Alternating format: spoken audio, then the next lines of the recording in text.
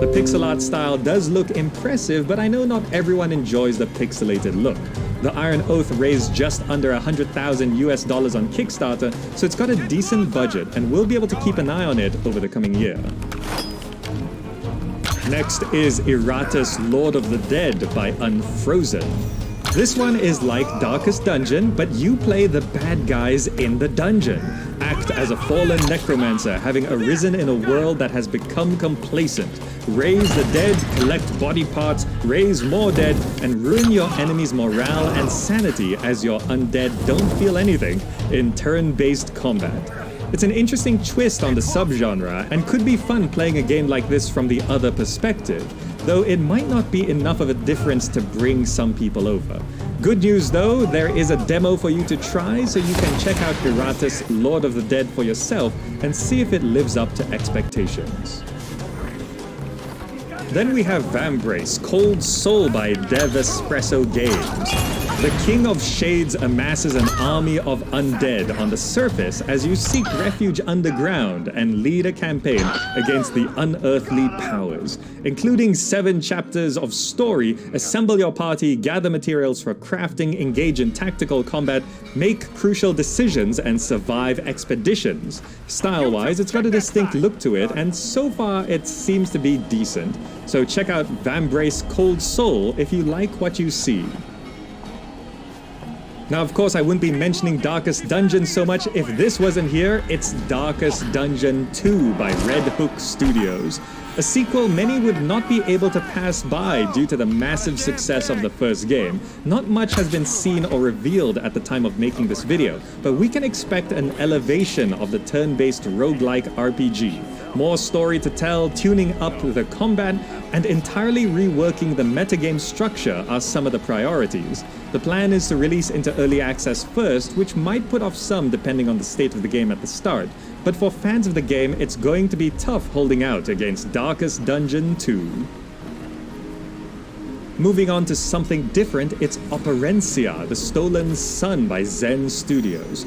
After the repopularization of the first-person dungeon crawler with Legend of Grimrock and the subsequent release of The Bard's Tale 4, we have another option for an old-school first-person fantasy dungeon crawler. Explore an unconventional fantasy world inspired by Central European folktales. Visually, the game is quite pretty, and the party-based turn-based combat leaves room for some strategizing and tactics. Up to 7 adventurers, each with distinct classes and abilities, will be at your disposal as you level them up individually going through the story. Unexpectedly, this developer is best known for pinball games, so we'll see if they can tackle an RPG too. Releasing in March 2019, you can delve into Operencia The Stolen Sun soon. And now for some third-person 3D RPGs, starting with Decay of Logos by Amplify Creations. What some are calling a love child between Dark Souls and Zelda, this third-person open-world RPG has an emphasis on tactical combat, exploration, and inventory management. You also have an important companion in the form of a mystical elk that is crucial to progression and also a mount. It does seem to be an amalgamation of many existing third-person RPGs out there, but seems to bring its own style to it. Not enough gameplay has been shown off quite yet though, so if you're drawn to Decay of Logos, keep an eye on its development.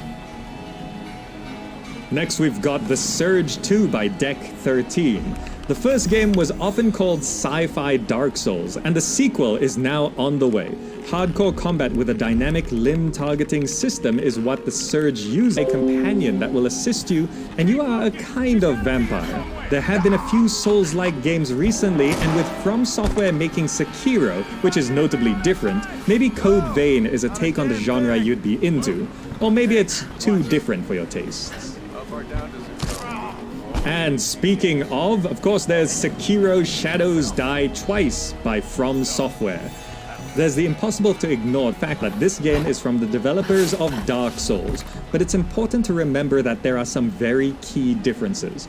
This time you play a fixed protagonist, so no character creation, there are no multiplayer elements, and a lot more freedom of movement is also now an option, so you won't always be hacking away at giant monsters' ankles. Stealth is also a thing, and combat is approached from an entirely different mentality with your deadly prosthetic arm.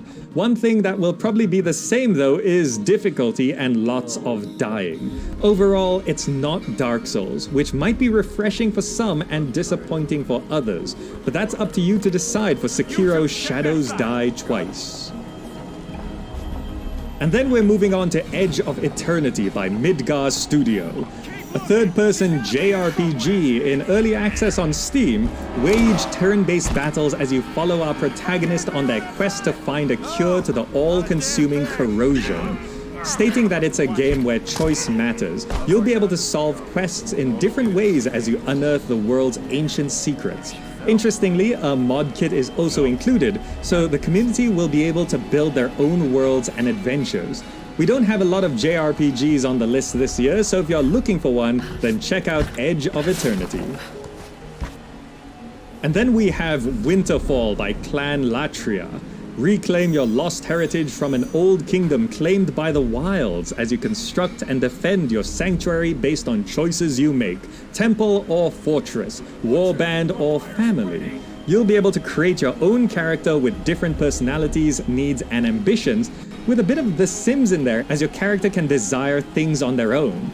Combat is also meant to be fast-paced with precision control. Overall, it looks a little rough in its current state, but the ideas for gameplay sound good. Hopefully they will play as fun as they sound, and if you're interested, then keep an eye on Winterfall. This one has some interesting things going for it. It's Outward by 9 Dot Studios. Cast ritualistic